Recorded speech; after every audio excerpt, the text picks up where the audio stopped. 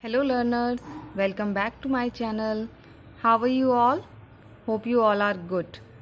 So in previous topic we have done with the meaning of economics and what is the meaning of economic problem and how scarcity and choice go together.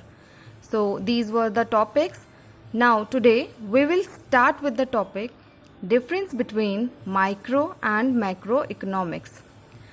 Students, in this chapter, the microeconomics and macroeconomics is very important because from this chapter you will get the one question that what is the difference between microeconomics and macroeconomics. So let us start.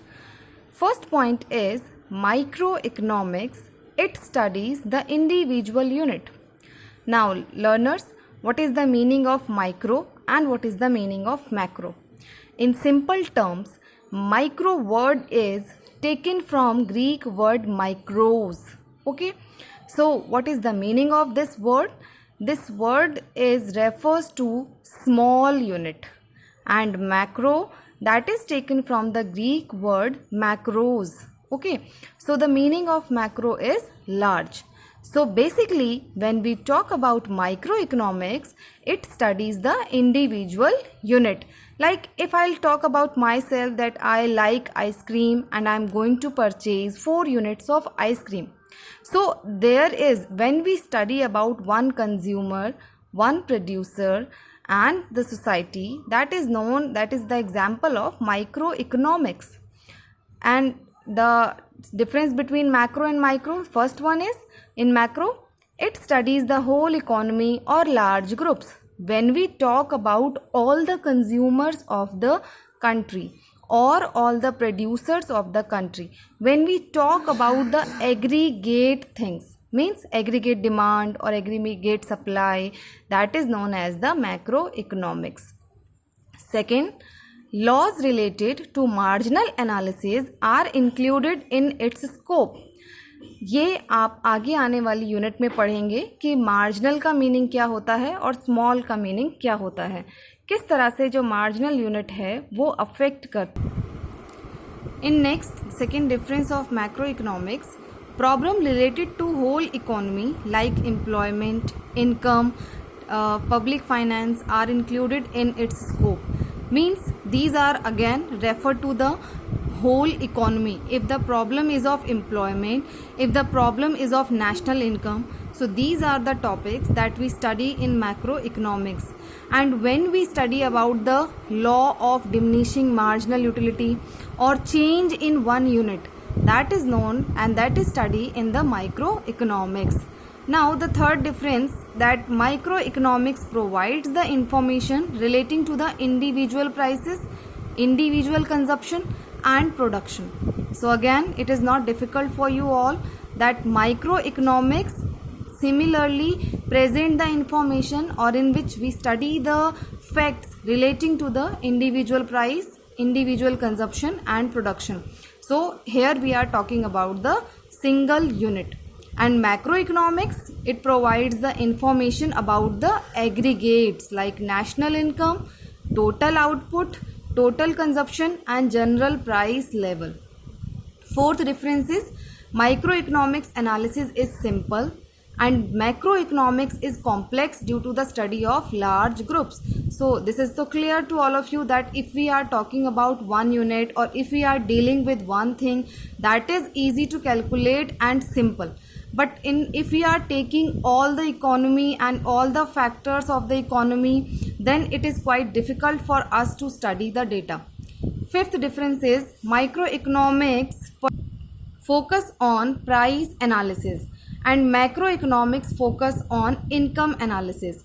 Means in further units, in next unit, you will study in microeconomics specifically price. Like if we talk about the price of one commodity, how the price will be fixed, that is studied in microeconomics. And in macroeconomics we talk about the national income, means income analysis we do in the macroeconomics. Last difference is microeconomic studies individual problem and it is less important for comparative study. When you have only single data, how can you compare it with others? But when we have the data on large level like economy as a whole, then we can compare it to the different countries. So macroeconomic studies the problem relating to the economy and its importance is growing. So it was the difference between the microeconomics and macroeconomics. There are some other difference also, like when we talk about the microeconomics, then variable of macroeconomics remains constant, and when we study about the macroeconomics, the variable of microeconomics remains constant. So learners, these are the difference between the microeconomics and macroeconomics, and it probably comes in the exam according to the 3 marks that state the difference between microeconomics and macroeconomics with the help of an example. Now the next topic after this, we will do the difference between positive economics and normative economics. So here is difference between positive and normative economics. Learners, positive economics, so first you take the word P. Positive economics deals with past, present and future. So what was, what is and what will be. If we study about these things, that is comes under positive economics. Normative economics, what ought to be and what should be. So this is about normative economics. Like देखिए, अभी हम बात कर रहे हैं कि price fall हो रहा है. 1947 में इकोनॉमी कैसी थी, 2000 में अनएम्प्लॉयमेंट की रेशो क्या थी, गवर्नमेंट ने जो स्कीम इम्प्लीमेंट की उनके अकॉर्डिंग आज की अनएम्प्लॉयमेंट रेशो क्या है, and according to this study what will be the unemployment ratio in 2030. So this thing comes under positive economics. Normative economics. In normative economics we study the opinions, views, that to remove any problem, to solve any problem, what ought to be or what should to be is studied in normative economics. Like one example is given, when price fall, people often delay their purchases. This is the example of positive economics.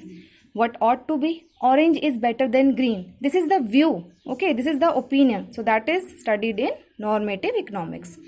Then because positive economics is based on the facts and figures, it can be proved. मतलब अगर आपसे कोई proof मांगे कि unemployment ratio decrease हुआ है, इसका क्या प्रूफ है आपके पास, so you can show the data. Normative economics, किसी के व्यूज, किसी के opinion you can not prove, you can not justify, verified, तो that is comes in normative economics. Positive economics connects cause and effect relationship, कि हमने ये policy adopt की थी इसलिए हमारी क्या है, पॉवर्टी रिमूव हुई है, पॉवर्टी रेशो रिड्यूस हुई है. लेकिन नॉर्मेटिव इकोनॉमिक्स को आप कोई कॉज एंड इफेक्ट का रिलेशनशिप एस्टेब्लिश नहीं कर सकते. देन बेस्ड ऑन फैक्ट्स, ये हमने कर लिया है. बेस्ड ऑन पर्सपेक्टिव्स, कि इसमें अपने अपने ओपिनियंस देते हैं. पॉजिटिव इकोनॉमिक्स बताती है कि what is the objective, and normative economics is related with the subjective analysis. So basically अगर कोई एग्जाम्पल आपसे पूछता है तो आप अनएम्प्लॉयमेंट का एग्जाम्पल पॉजिटिव इकोनॉमिक्स में दे सकते हैं, that unemployment ratio has been reduced. But अगर आपसे कोई पूछता है कि what is the example of normative economics, that you can give, that according to me, for reduce the poverty in our country, government should implement many more programs, they should start programs. So this is the example of normative economics. So हमारा first chapter complete होता है class 11th का. Thanks for watching and please subscribe my channel, and if you find the video helpful, please like and comment. Thank you. Have a good day. Take care.